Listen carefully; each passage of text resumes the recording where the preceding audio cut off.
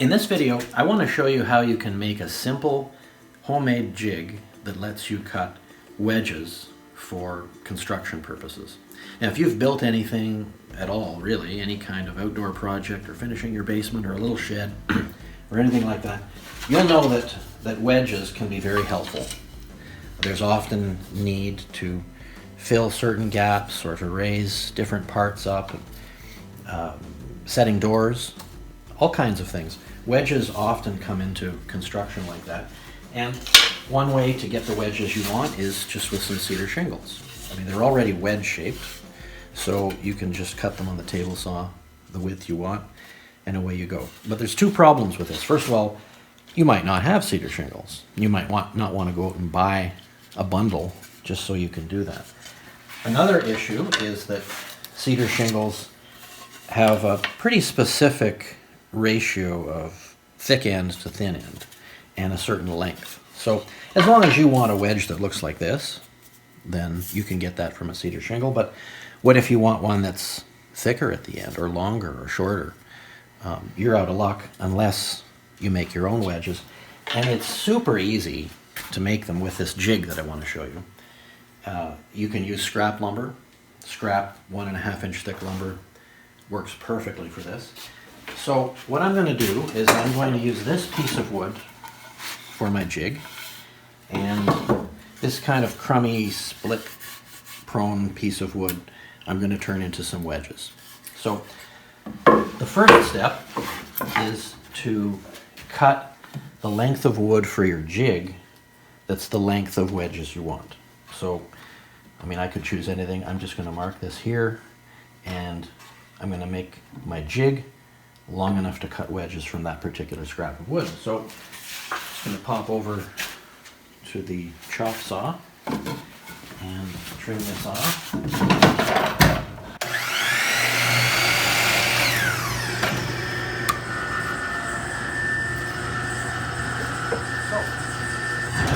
the next step is to create an angled notch in one side of your jig piece of wood. Doesn't really matter how far up the notch goes, but let's just make it here.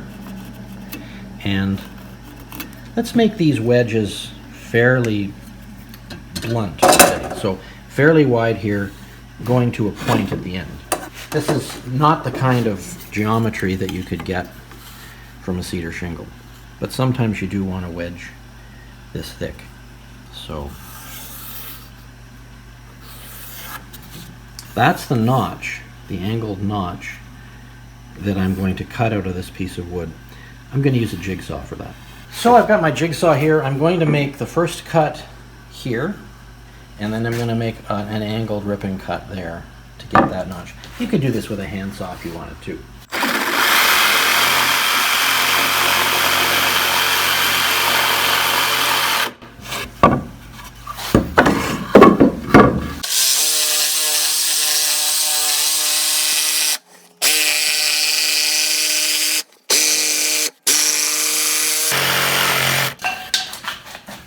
So we've got our notch.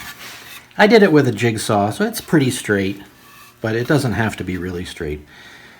The main thing is that it be angled like this, because what I'm going to do when I use this on the table saw is I'm going to put my piece of wood in here that I want to turn into a wedge, and I'm going to push it through the blade. It's all fully supported against the fence. It's going to cut that wedge shape. And then I'm going to flip it over, and I'm going to repeat. And I'm just going to keep flipping and sawing and flipping and sawing. And every time I saw, I'm going to get a wedge. I want those wedges to come to a very fine point. So I think I'll trim off my scrap wood right there. And it should, depending on the adjustment of the fence, it should yield a wedge that comes to, feathers away to pretty well nothing. I'm all set to adjust the fence. And like I said, I want my wedges to come to a feather edge. So I'm looking down the blade right now, and I'm seeing that I need to inch this over just a little bit. That should work fine right there. And the operation will involve me pushing this through, cutting a wedge, and pulling it back, and then flipping over the wood and repeating it.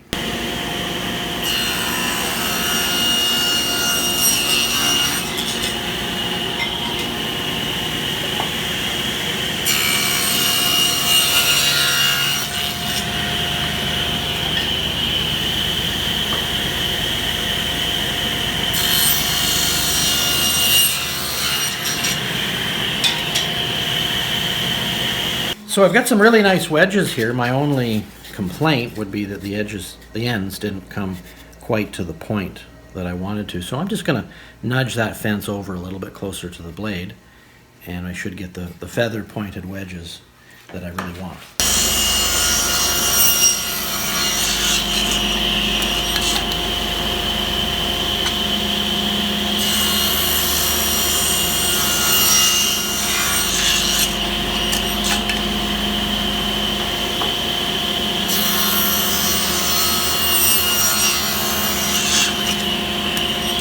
So I'm all done.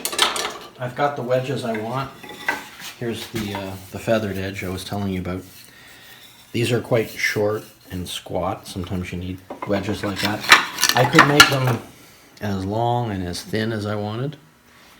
This is probably thicker than you'd want for general purpose wedges, but I just wanted to show you how you could do it. And you can keep this jig, drill a hole in it, hang it on the wall, and make up another couple of jigs of different proportions, and you'll get some really good result. Lots of times too, when you're using wedges, here's just a little tip. If you have a space to fill, I don't know, maybe you're building a basement wall, partition wall, and you need to make it shorter than the height that it fits in because you have to be able to tip it up, and so you've got a gap to fill at the top of the wall. You shouldn't just use one wedge for a project like that. You should use two, because taken together they will form parallel sides. So you can slide one against the other and it fills that gap. If you put some glue on there on all sides, then it's going to lock in nicely and hold it really well. So I certainly like wedges. Why don't you give it a try and let me know how it works out for you. I don't want to leave you with too much of a negative note after my last rant, so I want to show you something that I like, that I think is positive. In 1902, my great-grandfather came to Canada from northern England. He sailed on a ship called the SS Tunisia. He landed in Quebec City, which is kind of the end of the shipping line at that time, and then he made his way inland and eventually settled in the southern Ontario area. When he arrived here, he was a fully trained and certified cabinet maker. He did that work his whole life. He worked in a shop as a cabinet maker, but as a sideline, he built houses too. And you can see a number of quite nice houses in Toronto that he built in the days when a home builder did everything. There was no subbing out. A home builder did everything from the foundation to the peak of the roof, the last shingle to go on, and even to the extent of mixing paint from raw materials on site. He left us with his tools, and that's what we've got here. And I've had a connection with these. This is the very first woodworking tool I ever used. When I was 7 years old, my grandfather, so his son, I should mention, my great-grandfather's name was Robert Maxwell, and his son, Ken Maxwell, my grandfather, taught me how to use this plane. He showed me how to sharpen it, how to set it up, and I planed wood for the first time with this and sort of felt the magic of woodworking at the time. There's some other things here, but this is particularly precious to me. This is the stamp that Robert Maxwell used to mark his tools. And if you look at the good old plane here, let's see, this is probably, can you see that? Robert Maxwell there. And we got some more here. This carving gouge we got there. This one has his mark too. I don't know if you can make that out there. I've used this plane as well, this rabbiting plane. It makes a little groove a certain distance from the edge of a piece of wood, and I've used this for projects where I just wanted to use hand tools only. This is his sharpening stone. couple of little nails here at the bottom so that you can hook over your bench, and it's not going to slide anywhere as you're sharpening the blades. So a little bit of legacy from a time when manual skills training was taken very seriously. And I just thought you might like to see this, and let's just finish up by using his stamp. This is a chunk of cherry. This is some leftover handrail I made. And let's just see how this works here.